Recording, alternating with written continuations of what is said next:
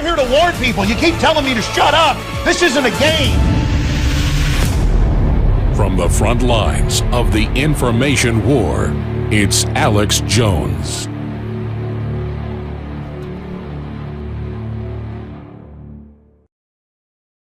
Newspaper asked the question, why is there a war, like Forbes asked last year, on lemonade stands? And the answer is they want to extinct barter, local sales, people voting with their dollars. The big box stores around the country with the Chinese slave goods, they don't want you buying local.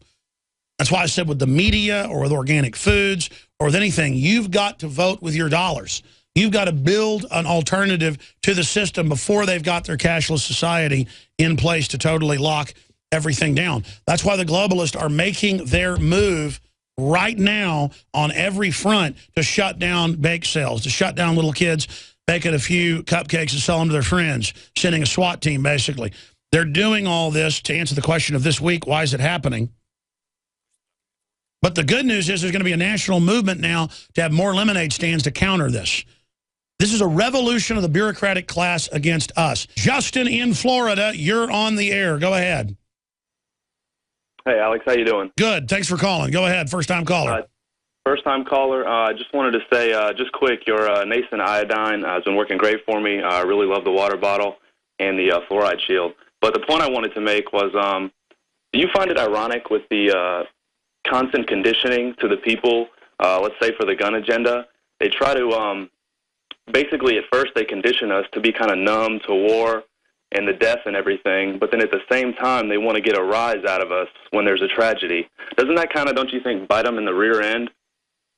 Well, sure. I mean, they haven't perfected their social conditioning operations because they're humans as well, and they want to use our human emotions at other times to be able to turn them off when they want. They want to make us like robots.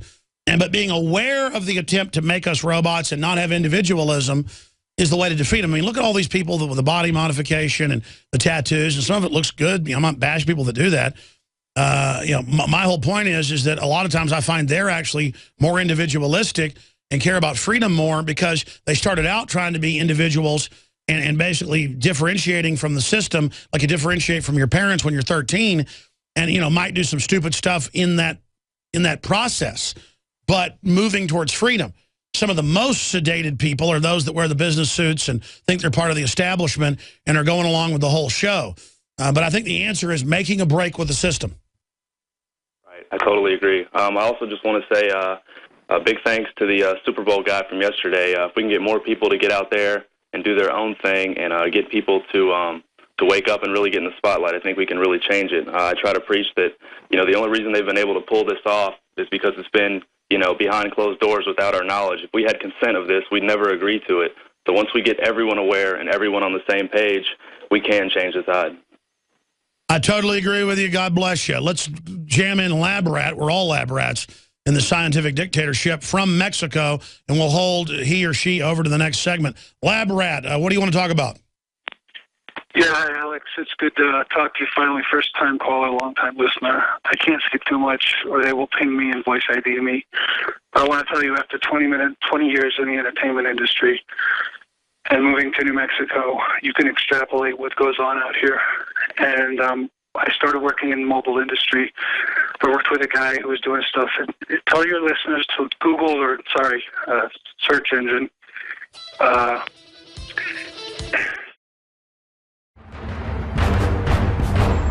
Ask yourselves, what are you doing in this time of great challenge? What are you doing to unlock minds?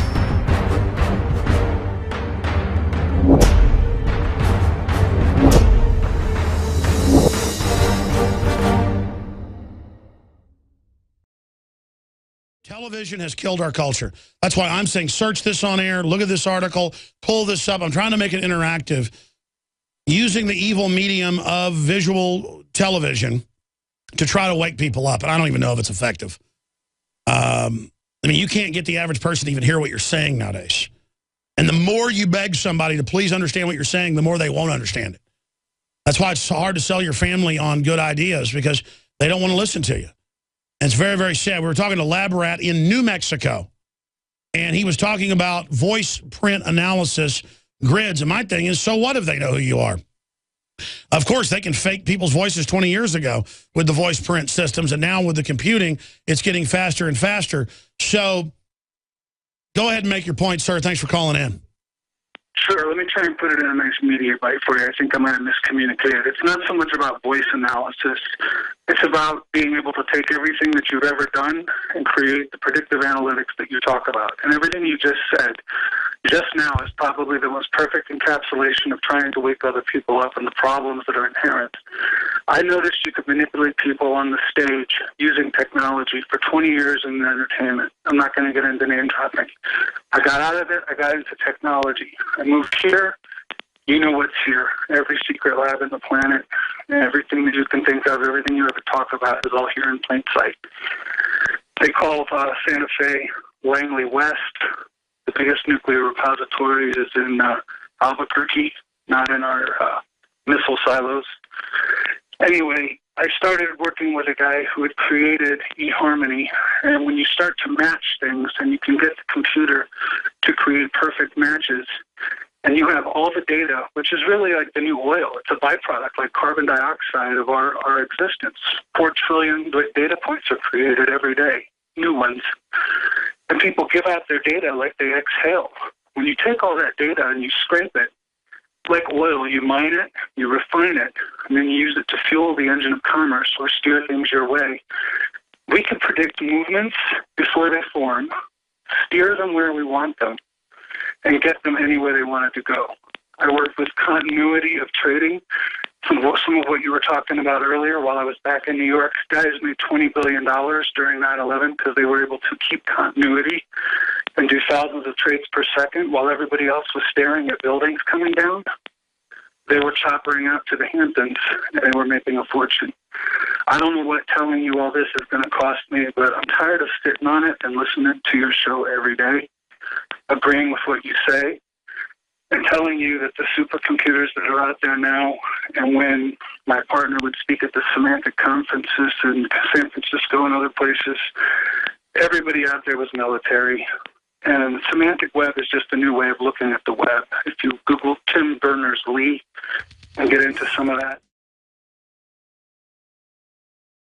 I had tried everything. I'd cut back the amount of food I was eating. I was lifting weights and jogging, but nothing was working.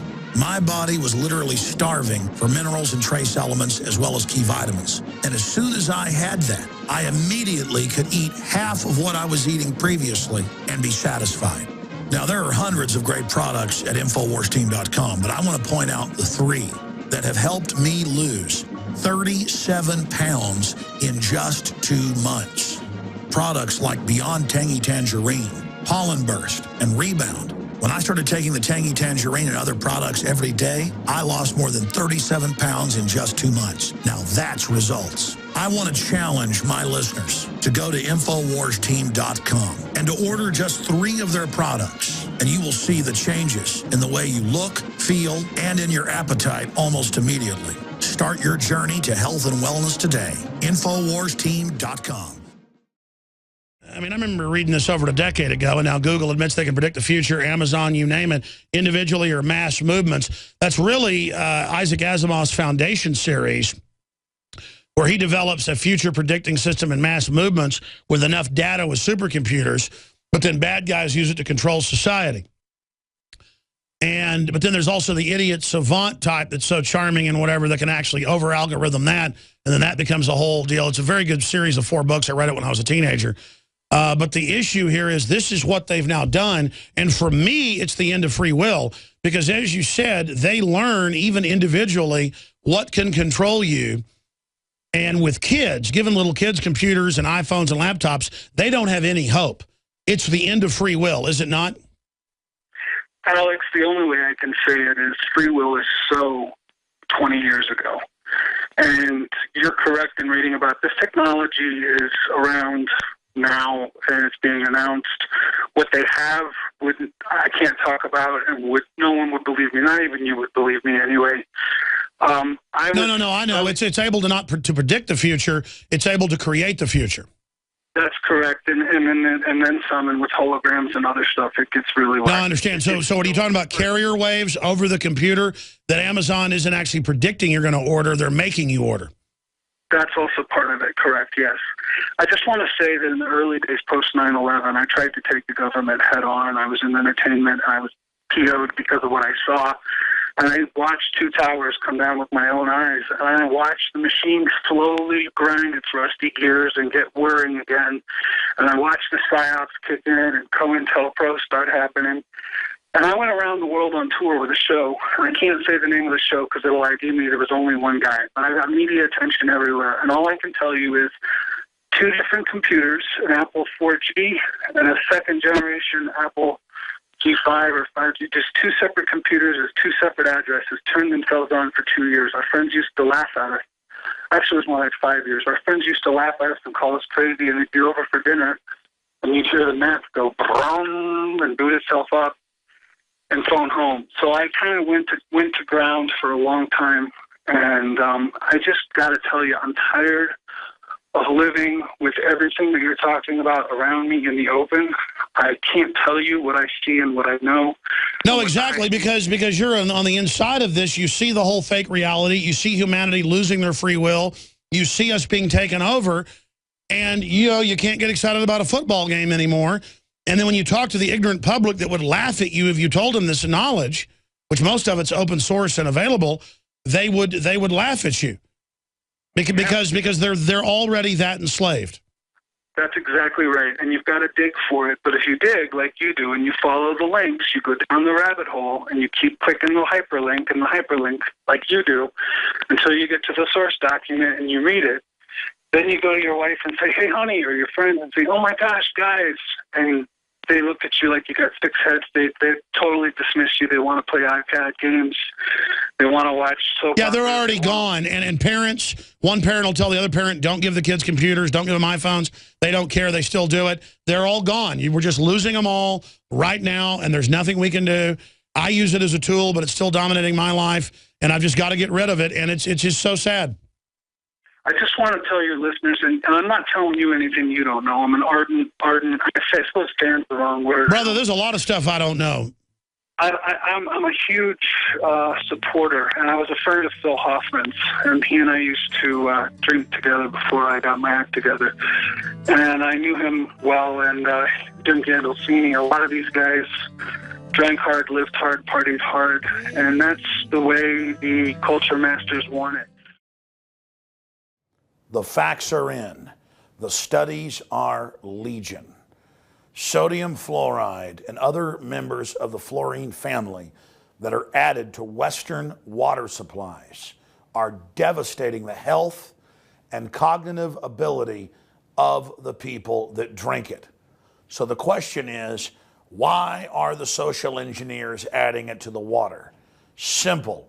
Dumb down the host population that the parasitic technocracy is feeding on. We developed Fluoride Shield to be the highest quality, highest standards because I use it every day and my family uses it every single day. Let's take a closer look at the ingredients that make up this special proprietary formula.